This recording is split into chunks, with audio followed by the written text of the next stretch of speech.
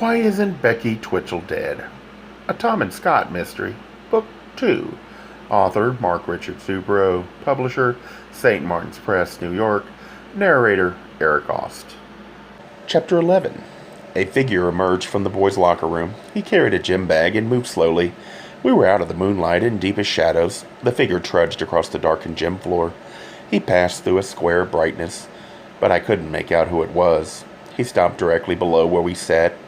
He looked up, then began to ascend, slow, measured steps, each one seeming to take minutes. Brought him to where we sat. Up the tiers he came, stopping 3 rows below us. He sat in a patch of moonlight, straddling the bleacher seat. He placed his gym bag on the seat between his knees. He looked up. It was Paul Conlon. He wore faded blue jeans, white socks, gym shoes, and a white sweater.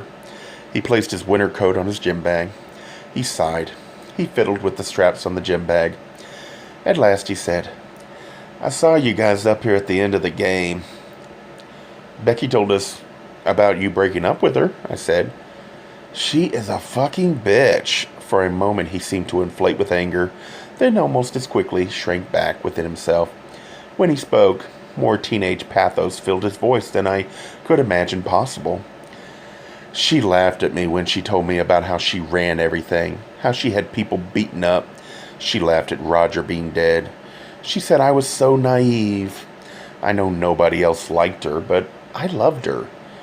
We'd been going together since grade school. I knew she did stupid stuff, and I knew what I did was wrong, but I didn't know how rotten she was." He pushed his gym bag a few feet down the bench. He made a fist, then rapped his knuckles softly on the polished wood. "I'm sorry about Becky," I said, and I found it was true. I felt sorry for the kid and her screwed-up life.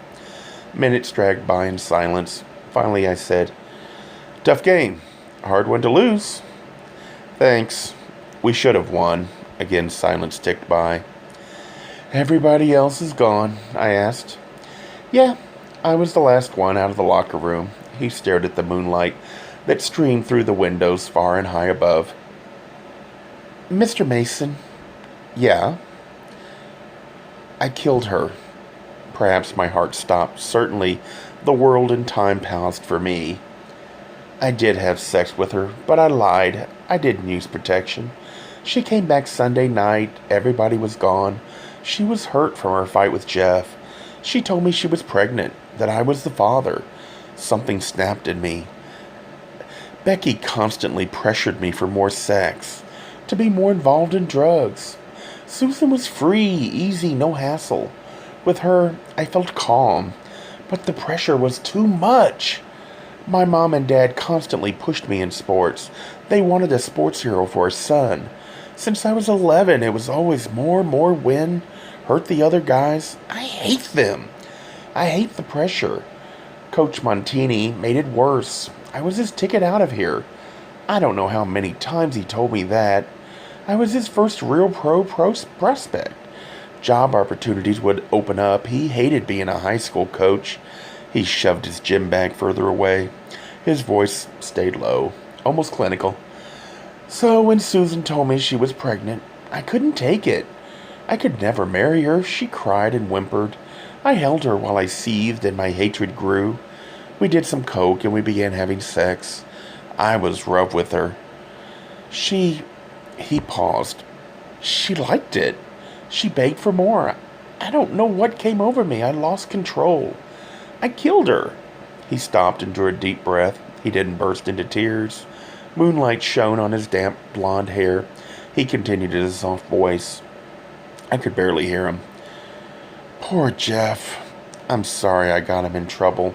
I wish I could have been the friend he wanted." He paused a minute, then continued. "I always thought of myself as a normal guy, a good athlete. I like kids looking up to me, liking me, but then I always had to be that for everybody. Cons, kids, teachers, coaches, parents. It felt like the whole world was watching me every minute. I wanted to be a pro athlete, a star, but each new pressure was like another noose around my neck." "I understand," Scott said. Paul glanced at him. "Yeah, you would, Mr. Carpenter. I wish I'd met you sooner to talk about it.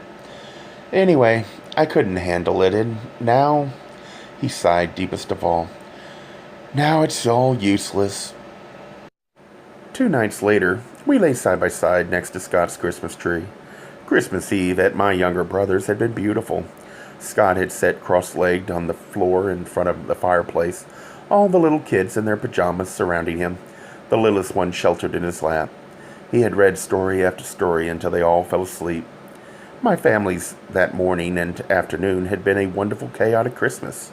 Yelling kids and parents, warm closeness. At 5, the doorbell had rung. Scott's sister had tracked us down. She and Scott had retired to my parents' bedroom and talked for 2 hours. They came out misty-eyed and arm in arm. Yesterday morning, I talked with Frank Murphy. He said they'd gotten the whole story from Paul. He almost felt sorry for the kid. They'd arrested Becky and Eric. He told me I was right about Becky. She'd been more trouble than any 3 people with whom he'd ever dealt with. Mysteriously, another ledger had turned up, he said. You know, Tom, some of the people we talked to claimed you threatened them with a ledger. I lied, I said. There was an extra blank ledger in the stack while we waited in the gas station. I made up names and figures and wrote them in. I mixed in some real stuff from the ledgers to make it look real. They bought my bluff.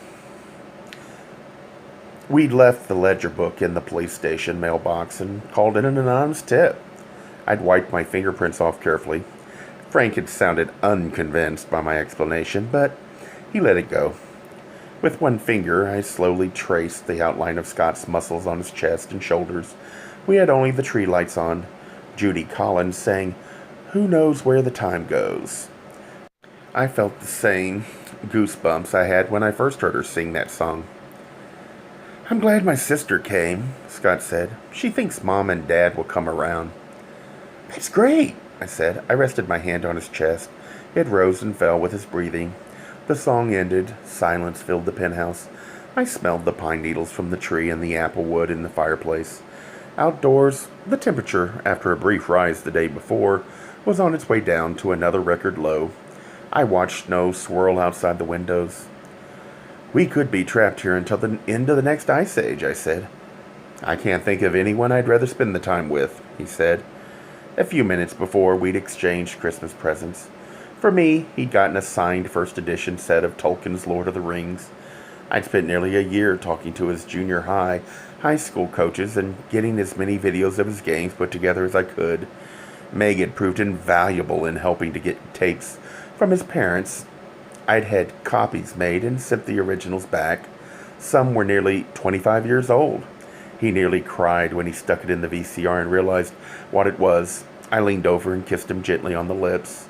I said, I love you. A Gay Mysteries Audiobooks. I think it is easy to hate a label, but a face humanizes the word. So this effort is twofold. To offer comfort to those like myself that your world didn't end because you don't fit into the view of acceptable society on both sides. And in hopes of helping those with family that are LGBTQ, that it doesn't mean we are aliens from the child they once knew. Reassure them so they can maybe be supportive at the same time, being true to their values.